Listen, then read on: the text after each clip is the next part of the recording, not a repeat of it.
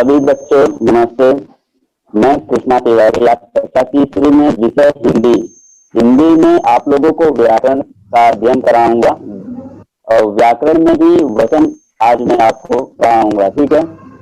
तो वचन पढ़ने से पहले हमें व्याकरण क्यों पढ़ते हैं, तो व्याकरण में वचन क्यों पढ़ेंगे, ये सब सारी जानकारी मैं आपको देना चाहता हूँ। तो व्याकरण क्यों पढ़ते हैं, व्याकरण क्यों पढ़ना है हमें, ठीक है। तो व्याकरण इसलिए पढ़ना है क्योंकि व्याकरण से ही हमें उस भाषा का संपूर्ण ज्ञान, शुद्ध रूप में ज्ञान और सही तरीके से उसका हम अध्ययन और उस भाषा को समझ सकते हैं, ठीक है, अच्छी तरीके से। तो व्याकरण पढ़ने के लिए व्याकरण इसलिए पढ़ते हैं क्योंकि उस भाषा का हमें शुद्ध रूप में ज्ञान होना चाहिए। तो शुद्ध रूप में ज्ञान कैसे होगा, इसके लिए हमें उस व्याकरण को पढ़ना पड़ेगा, ठीक है, चाहे वो किसी भी भाषा का हो। देखो भाषा बहुत सारे हैं हमारे देश में, हिंदी है, मराठी है, अंग्रेजी है और भी अनेक भाषाएं हमारे देश में है। तो किसी भी भाषा को पढ़ने के लिए हमें उसके व्याकरण को पढ़ना समझना पड़ता है, तभी हम उस भाषा को अच्छे से समझ पाते हैं, ठीक है। तो व्याकरण की परिभाषा क्या है, ध्यान दो। वह विद्या जिसके माध्यम से किसी भाषा को शुद्ध रूप में पढ़ते लिखते एवं समझते हैं, चाहे वो कोई भी भाषा हो, ठीक है। वह विद्या जिसके माध्यम से किसी भाषा को शुद्ध रूप में पढ़ते लिखते एवं समझते हैं, उसे व्याकरण कहते हैं। अब वो भाषा क्या हो सकती है, जैसे हम लोग कक्षा तीसरी में विषय हिंदी पढ़ते हैं, मराठी पढ़ते हैं, ये सब भाषाएं हैं, अंग्रेजी पढ़ते हैं। तो इनको अगर हमें सीखना है, इन भाषाओं को अगर हमें सीखना है, ठीक है, जैसे अंग्रेजी बोलना सीखना है, पढ़ना सीखना है, समझना सीखना है, तो इसके व्याकरण को हमको पढ़ना पड़ेगा। अंग्रेजी में टेंस होते हैं, ठीक है, हिंदी में व्याकरण, मराठी में व्याकरण होते हैं। तो इनकी व्याकरण को हमें समझना पड़ता है, तभी हम उस भाषा को शुद्ध रूप में पढ़ लिख पाते हैं। तो मैं इसी परिभाषा बता रहा था कि वह विद्या जिसके माध्यम से किसी भाषा को शुद्ध रूप में पढ़ते लिखते एवं समझते हैं, उसे व्याकरण कहते हैं, ठीक है। और यहाँ पे विद्या जो है कला ज्ञान से है, ठीक है। तो व्याकरण जब हम पढ़ते हैं तो किसी भी भाषा को जैसे हम पढ़ते हैं तो उसके क्या नियम होने चाहिए, व्याकरण में हमें उस नियम को बताया जाता है। तो उसके क्या नियम होने चाहिए, क्या कायदे होने चाहिए, जब हम उससे लिखते हैं तो उसके क्या नियम होने चाहिए, उसके क्या कायदे होने चाहिए। तो इन नियम कायदों को हमें इस व्याकरण में हमें पूरा ज्ञान दिया जाता है, ठीक है। तो पढ़ने लिखने बोलने या समझने के लिए, ध्यान देना, पढ़ने लिखने बोलने या समझने के लिए हम जिन नियमों का प्रयोग करते हैं, उन नियमों का ही जो रूप होता है उसी को हम व्याकरण कहते हैं, तो सारे नियम उस व्याकरण में हमको बताए जाते हैं, ठीक है। तो इसीलिए हम व्याकरण पढ़ते हैं, समझ में आया। जैसे मैंने बताया था कि वह विद्या जिसके माध्यम से किसी भाषा को शुद्ध कभी होगा जब उसमें कोई गलतियां नहीं होगी, अच्छे से हमें समझना बोलना लिखना पढ़ना आ जाए, तो वही शुद्ध होता है। तो शुद्ध रूप में पढ़ते लिखते हैं, समझते हैं, उसे व्याकरण कहते हैं, समझ में। ये आपकी परिभाषा थी। तो अब हम आगे बढ़ेंगे। तो वचन, व्याकरण मैंने अच्छे से समझा दिया, आगे हम वचन, व्याकरण में हम आज वचन पढ़ने वाले थे, तो वचन को हम अच्छे से समझेंगे, ठीक है। तो वचन क्या है, ठीक है, वचन की परिभाषा क्या है ये हम देखेंगे सबसे पहले। तो शब्दों के जिस रूप से उसकी संख्या का बोध होता है। अब संख्या का बोध कैसे होगा, जैसे एक कलम है, दो कलम है, तीन कलम हो गया, चार कलम हो गया, ऐसे जो बढ़ते जाएंगे। तो एक से अधिक होता है तो संख्या बढ़ने लगती है उसकी से, समझ में आया। तो संख्या का बोध यानी ज्ञान, बोध का मतलब क्या है, ज्ञान है, बोध का ज्ञान कहते हैं, ठीक है। शब्दों के जिस रूप से उसकी संख्या का बोध, तो संख्या का बोध वही मैंने बताया कि एक कलम है तो एक ही है, दो तीन उसमें जोड़ते जाओ तो बढ़ती जाती है उसकी संख्याएं, ठीक है। तो हमें यही ध्यान रखना है कि एक है कि दो है, दो से अधिक कोई भी संख्या हो सकती है, 2, 4, 10, 50, 100, कोई भी संख्या, ठीक है। तो शब्दों के जिस रूप से उसकी संख्या का बोध होता है उसे वचन कहते हैं। अब वचन को भी कई तरह से पेश किया जा सकता है, और भी परिभाषाएं हो सकती है उसकी। जैसे दूसरी परिभाषा उसके ये थोड़ा और आसान है, तो इसको और अच्छे से समझेंगे। जिस शब्द द्वारा, जिस शब्द द्वारा, जैसे यही है शब्द कलम, ये क्या है? कलम। अब इसको, अब दो हो गया तो कलमे हो सकता है, इसको कलमे भी बोल सकते हैं, ठीक है। तो जिस शब्द द्वारा प्राणी वस्तु, प्राणी कोई भी प्राणी, जैसे गधा, उसको गधे, कई सारे हो गए तो गधे हो सकते हैं, ठीक है। तो जिस शब्द द्वारा प्राणी, वस्तु अथवा स्थान, ठीक है, वस्तु अथवा स्थान, वस्तु क्या होता है? कोई भी निर्जीव चीजें, जैसे पेन, कापी, किताब, ये सब वस्तु हो गए, ठीक है।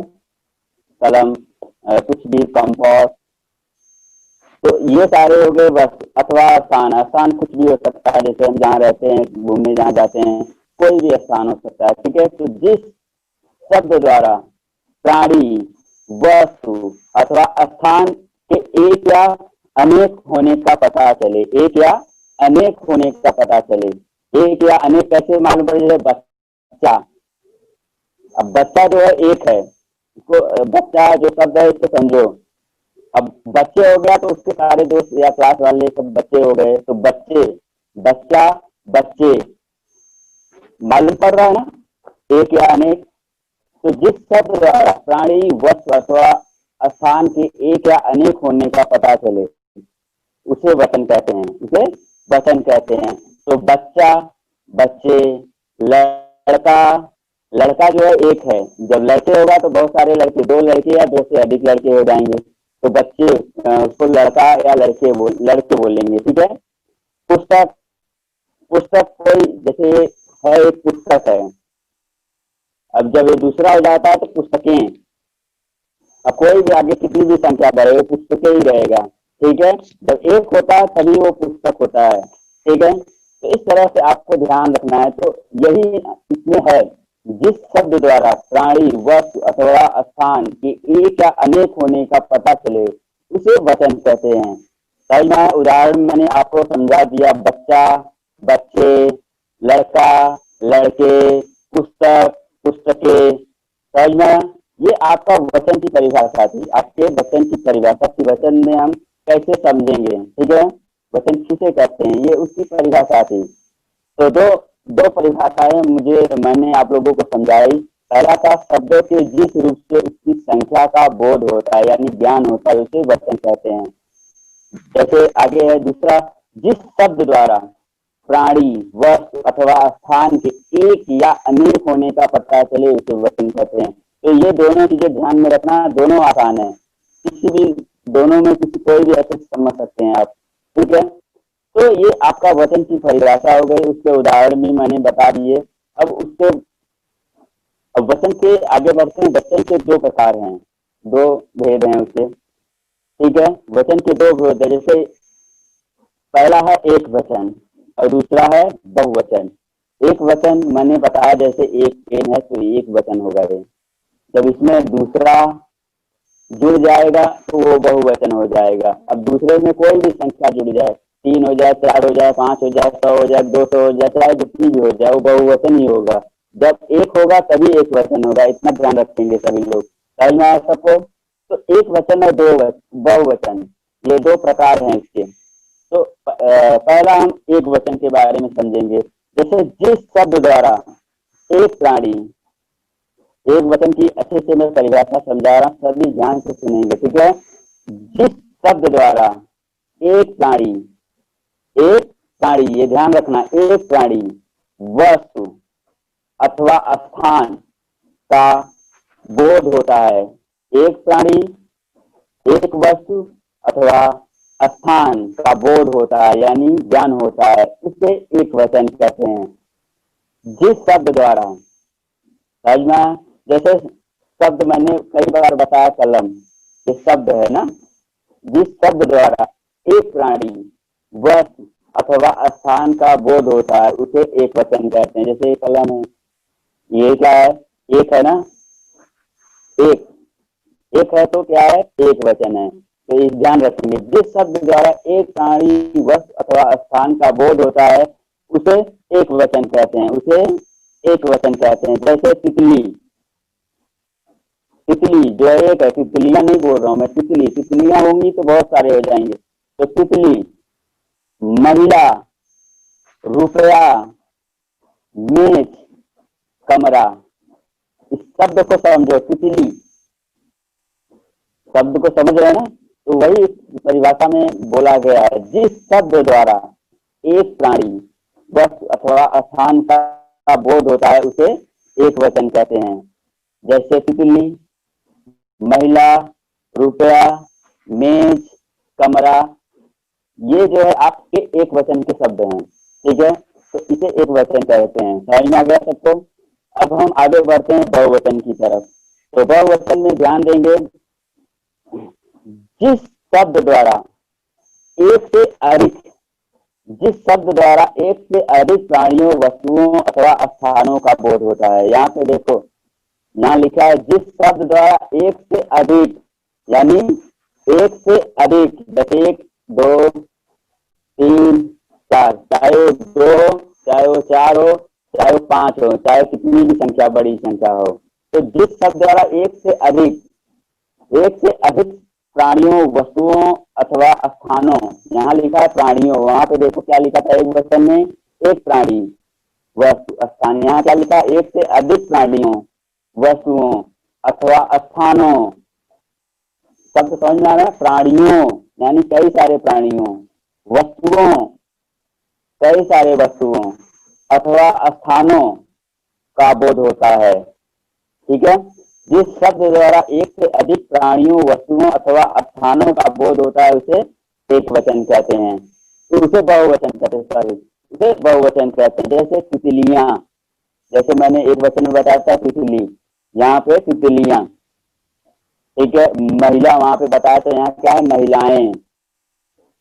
बहुवचन क्या है, महिला का महिलाएं, तितली का तितलियां।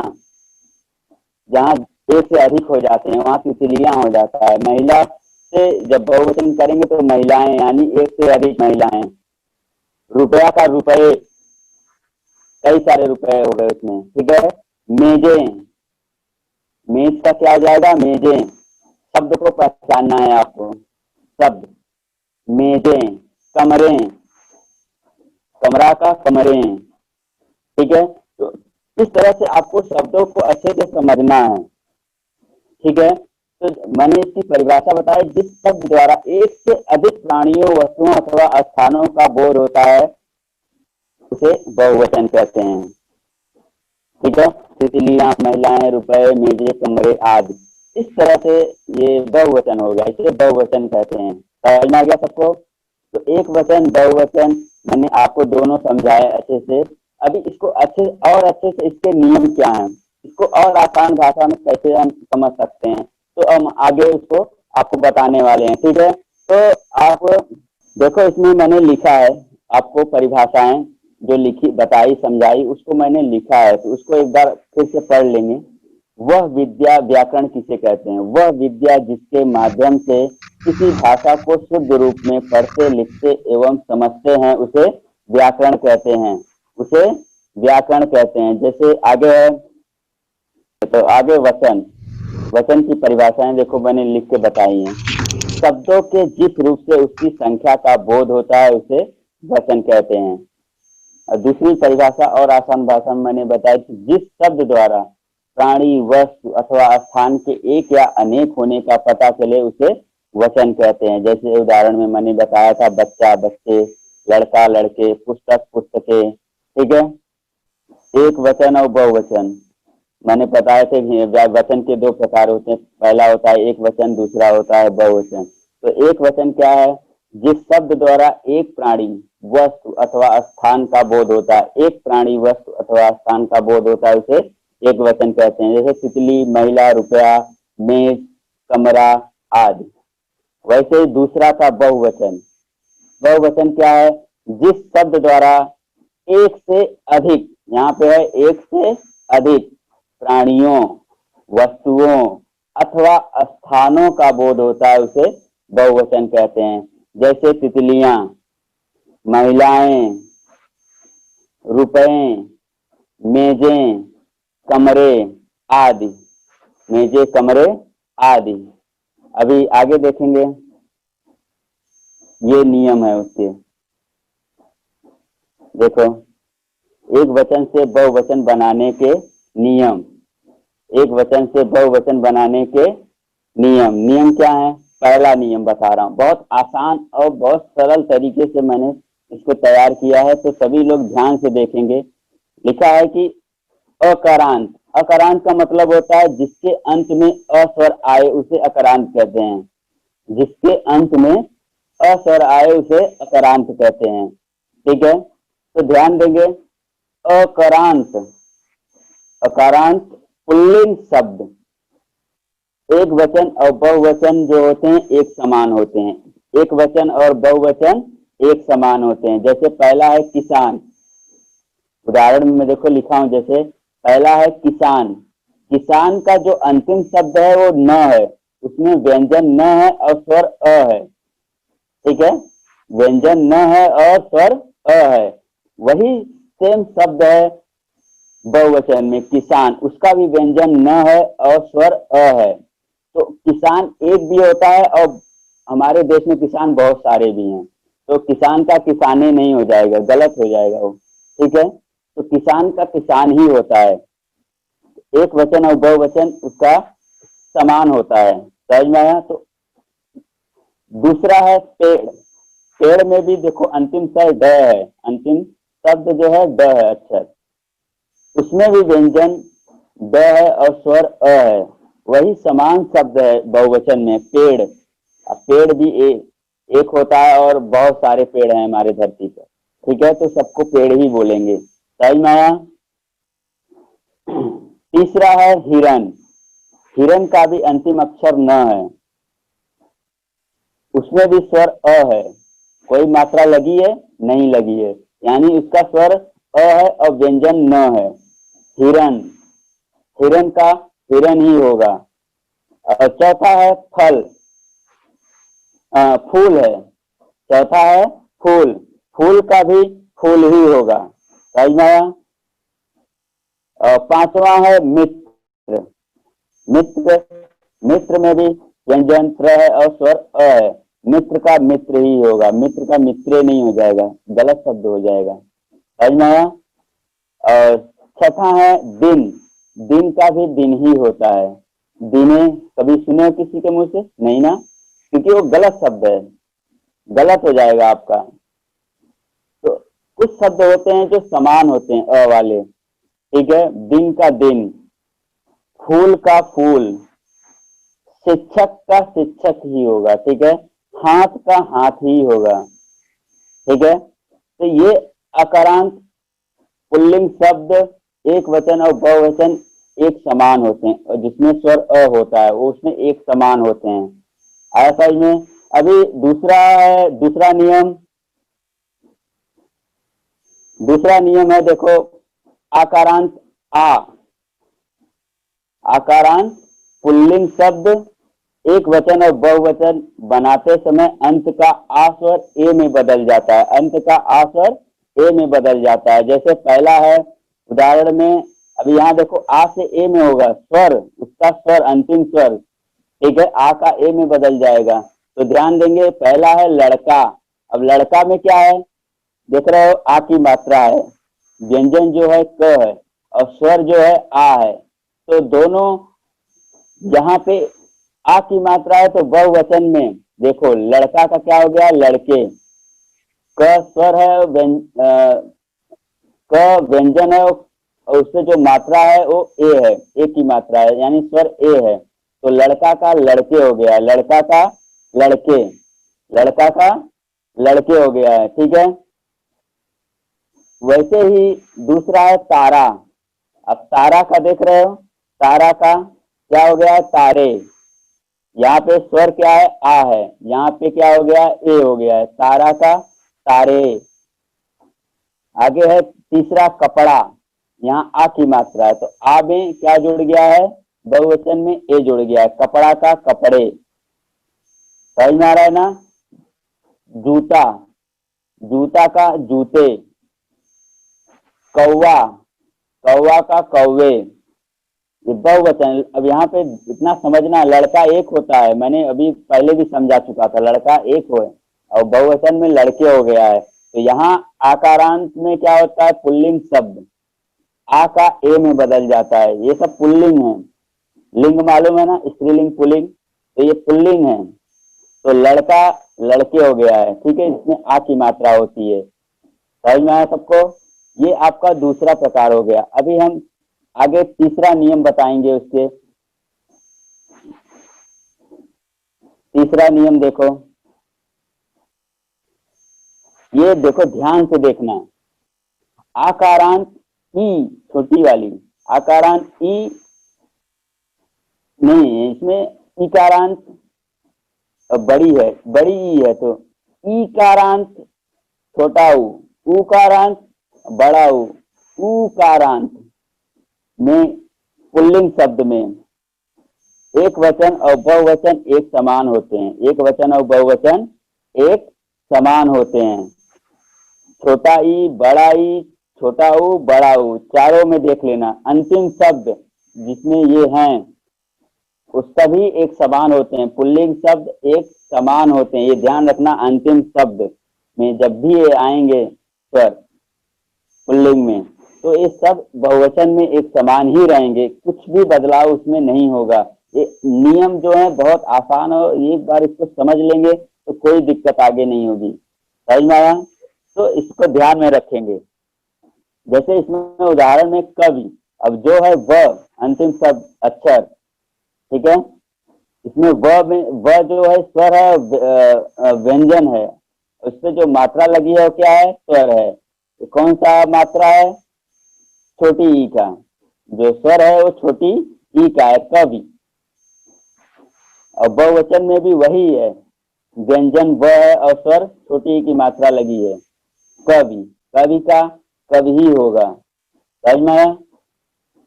दूसरा है मोती, स में स्वर जो है बड़ी ई है, बड़ी ई है, और व्यंजन त है और स्वर बड़ी ई है, वही समान शब्द बहुवचन में है मोती, मोती का मोती।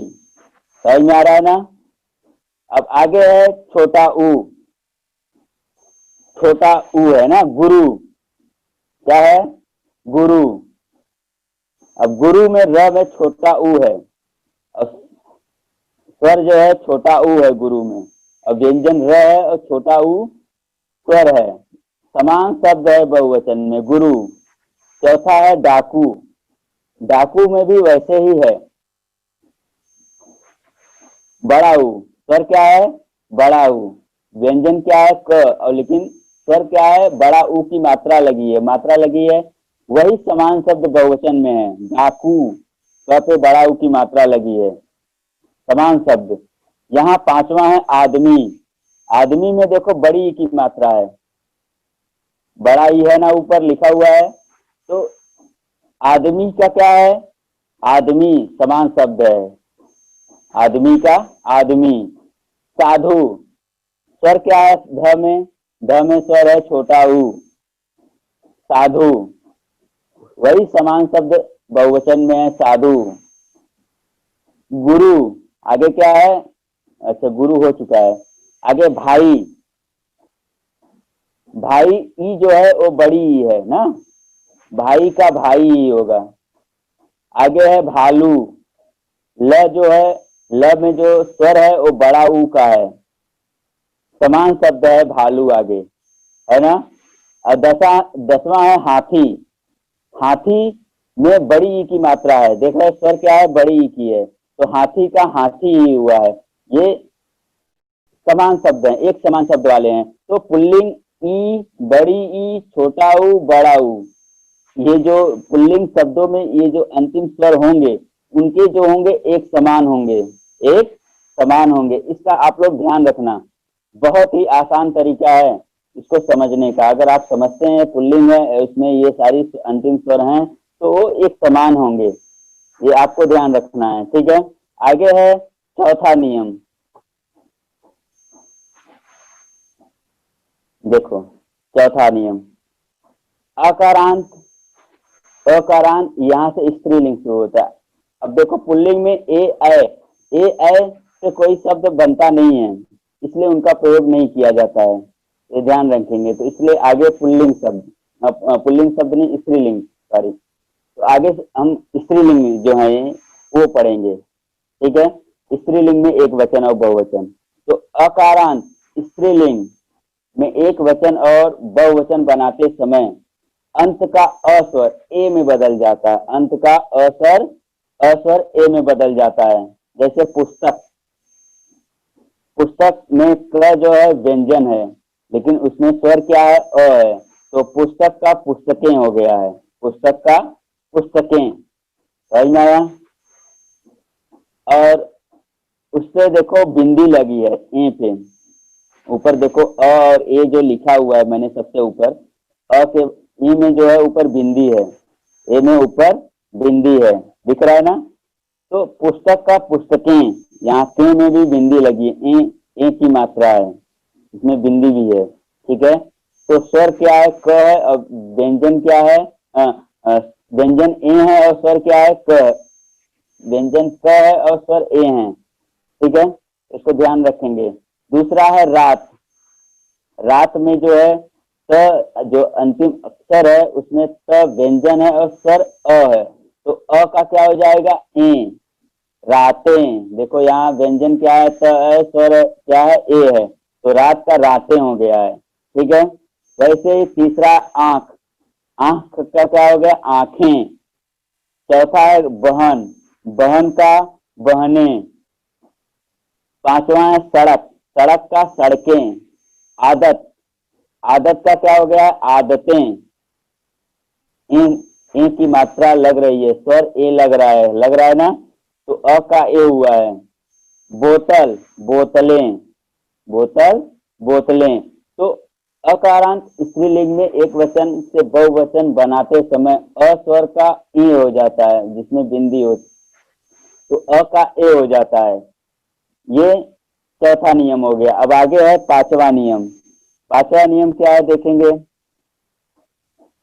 आकारांत, यहाँ पे आ है, आकारांत स्त्रीलिंग में एक वचन से बहुवचन बनाते समय आ का ए में बदल जाता है, बहुवचन आ का ए में बदल जाता है, जिसमें चंद्र बिंदी होती है, जिसमें चंद्र बिंदी होती है। जैसे मैंने उदाहरण में दिया है कविता, यहाँ पे बहुवचन में क्या हो गया, कविताएं।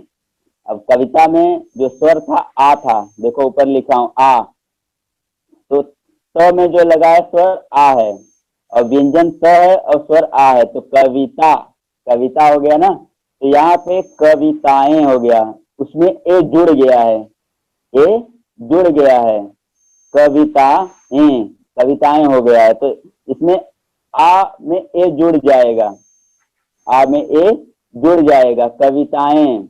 दूसरा है कथा, कथा का क्या हो जाएगा, कथाएं। देखो ए जुड़ा है, सभी में देख लो ए जुड़ा है, कथा का कथाएं। भुजा का भुजाएं, कामना का कामनाएं, अध्यापिका का अध्यापिकाएं, माता का माताएं, शाखा का शाखाएं, सब में ए जुड़ा हुआ है। यानी आकारांत स्त्रीलिंग में एक वचन और बहुवचन बनाते समय आ में ए जुड़ जाता है, आ में ए जुड़ जाता है, ए ध्यान में रखेंगे, समझ में आया। ए जोड़ा जाता है, ए जोड़ा जाता है। तो इसमें सभी शब्दों में देखेंगे, एक वचन में कविता है, बहुवचन में कविता, यहाँ पे लिखा लेकिन ए जुड़ा है, कविताएं हो गया, कथा का कथाएं हो गया, भुजा का भुजाएं हो गया, कामना का कामनाएं हो गया, अध्यापिका का अध्यापिकाएं हो गया, माता का माताएं, शाखा का शाखाएं। आया समझ में सबको। अब आगे हम बढ़ेंगे छठा नियम। छठवां नियम क्या है, अब यहाँ पे देखेंगे, यहाँ पे स्त्रीलिंग में आ का जो होता है या में बदल जाता है, सिर्फ उसमें क्या होता है, चंद्रबिंदी लग जाती है। देखो यहाँ पे या लिखा हुआ है, यहाँ पे या हो गया है, दिख रहा है ना। तो उदाहरण नीचे जैसे मैंने लिखा क्रम डाल के, बिंदिया क्या है, बिंदिया, यहाँ स्वर वही या अंतिम अक्षर है कि नहीं है, या, बिंदिया, यहाँ पे चंद्रबिंदी के साथ या लिखा हुआ है, तो यहाँ क्या हो गया, बिंदिया, बिंदिया, बिंदिया। दूसरा चूहिया, चूहिया, बहुवचन चूहिया हो गया है। तो बिंदिया, बिंदिया बहुवचन, चूहिया एक वचन है, चूहिया बहुवचन हो गया है। चंद्रबिंदी सिर्फ बहुवचन में लगा है। चिड़िया, चिड़िया, चिड़िया जो एक वचन है, उस चिड़िया जब चंद्रबिंदी लगेगा तो बहुवचन हो जाएगा। गुड़िया, गुड़िया, बुढ़िया, बुढ़िया, बिटिया, बिटिया, कुटिया, कुटिया। तो सिर्फ इसमें हुआ है बिंदी का प्रयोग हुआ है बहुवचन में। अब एक वचन में बिंदी नहीं लगा है और बहुवचन में बिंदी लगा है। तो ये आपका छठा नियम है। अब आगे है सातवां नियम। सातवां नियम क्या है देखेंगे, यहाँ पे छोटी ई है, देखो ईकारांत, एक वचन स्त्रीलिंग में एक वचन से बहुवचन बनाते समय ई का या में बदल जाता है, ई का या में बदल जाता है, ठीक है, या उसमें जुड़ जाता है, ई में या जुड़ जाता है, बहुवचन में ई में या जुड़ जाता है, ठीक है। तो ध्यान देंगे, जैसे उदाहरण में नीचे लिखा हुआ हूं नीति, नीति में बहुवचन क्या है, नीतियां, वही या जुड़ गया है उसमें, नीति का नीतियां हो गया है। यहाँ पे नीति में देखो या है नहीं है, लेकिन दूसरे बहुवचन में जाएंगे तो वहां नीतियां हो गया है, या जुड़ गया है, समझ में आया। दूसरा है गति, यहाँ हो गया गतियां, गति का क्या हो गया है, गतियां, यहाँ जाति है। तीसरा है जाति, जाति का जातियां, मूर्ति, मूर्ति का मूर्तियां, पंक्ति, पांचवा पंक्ति का पंक्तियां,